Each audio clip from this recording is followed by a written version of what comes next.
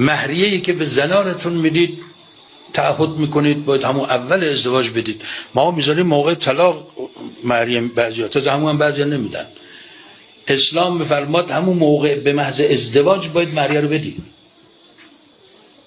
اگر مهریه ای رو نمیتونی بدی حق نداری تعهد بدی. ما یکی از فامیلای دورمون ازدواج کرده بود، بعد شنیدیم که 1000 سکه مهریه فلان. بعد این مرحوم پدر ما رحمت الله علیه کشیدش کنار، گفت تو میدونی که وقتی که میشه 1000 سکه باید هم داشته باشی بدی، اگر نه این کار تو، این ازدواجت باطله، مثل زناست.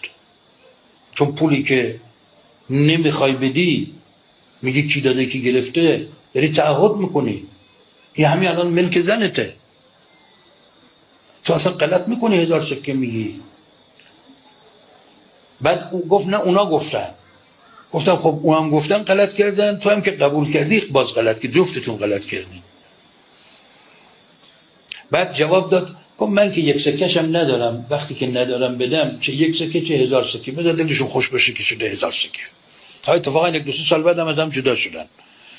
بعد یک سر او دادگاه، این زندان، این فلان، فرمود مهریه ها باید سبک باشه. مهریه قیمت زن نیست که قیمت دختر نیست که بگی قیمت من بیشتر از قیمت تو. میکنیزی که قیمت این باشه. مهریه یه هدیه است که مرد به زن هدیه میده برای که تو حاضر شدی با من ازدواج کنی.